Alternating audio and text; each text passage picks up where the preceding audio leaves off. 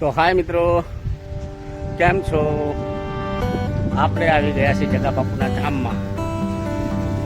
એ છે આવેલું છે વાટડી મુકામે,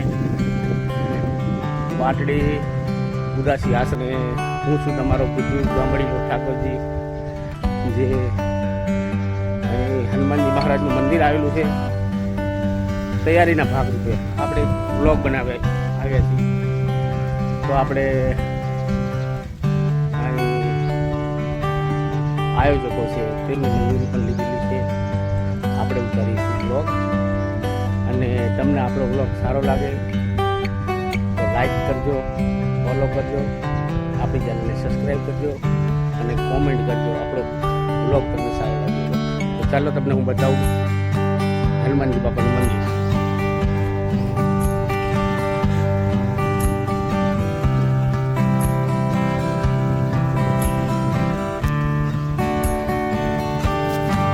હનુમાનજી બાપાનું મંદિર.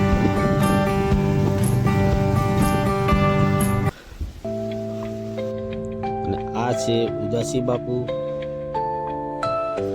આ છે હનુમાનજી મહારાજ, આ છે આપણા પરમ પૂજ્ય જગા બાપા. જો દુખિયાના દુઃખ ભાગે છે, દુખિયાના પેલી જગા બાપા.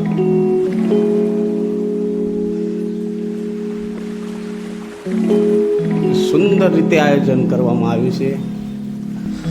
કહેવાય છે ને કે સંતની જગ્યામાં આવો એટલે મસ્ત કિલોલ કરતું વાતાવરણ તમને જોવા મળે. અને મિત્રો, આપણે તમને જગા બાપુની સમાધિ પણ બતાવશું. આ છે પરમ પૂજ્ય જગા બાપાની સમાધિ સ્થળ.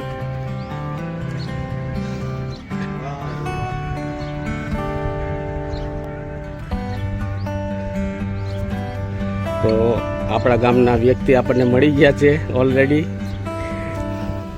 કેમ છો?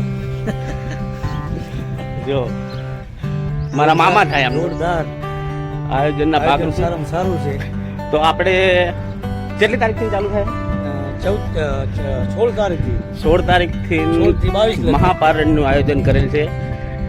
બહુ સુંદર અને મસ્ત આયોજન છે. તો એના ભાગરૂપે આપણે થોડો વ્લોગ આવશે આપણો ઠાકોરજી ગુજુ ગામડીઓ. જે તમને સારું લાગે તો સર્ચ કરીને જોઈ લેજો યુટ્યુબમાં. તો જગા બાપુના મંદિરે બહુ સરસ મજાનું આયોજન કર્યું છે. ભાવેશ બાપુ, વૈભવ બાપુ, શું કહેવું તમારું? આ છે જગદીશ્વર મહાદેવ મંદિર, જે ગયા વર્ષે આની પ્રાણ પ્રતિષ્ઠા હતી. આપણે એના પણ દર્શન કરાવી તમને.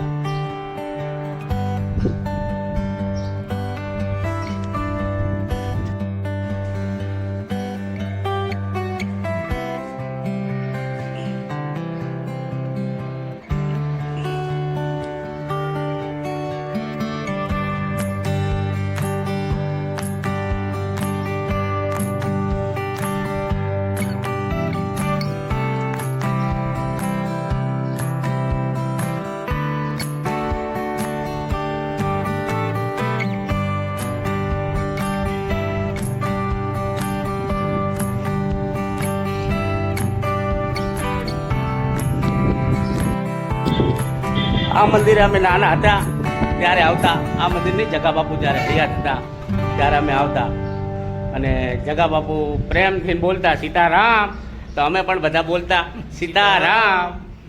તો જગા બાપુની તો વાત જ નથી થાય. અત્યારે ભાવેશ બાપુ, વૈભવ બાપુ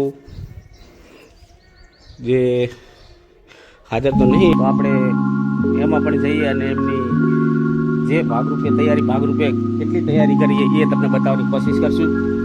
તો ચાલો આપણે જઈએ.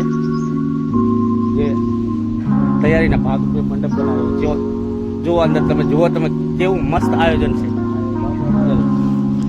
ભાવેશ બાપુ અને વૈભવ બાપુ હાજર તો નથી, કોઈ કારણોસર બહાર ગયેલ હોય, તો આજે રાત્રે આપણું રોકાણ અહીંયા જ છે.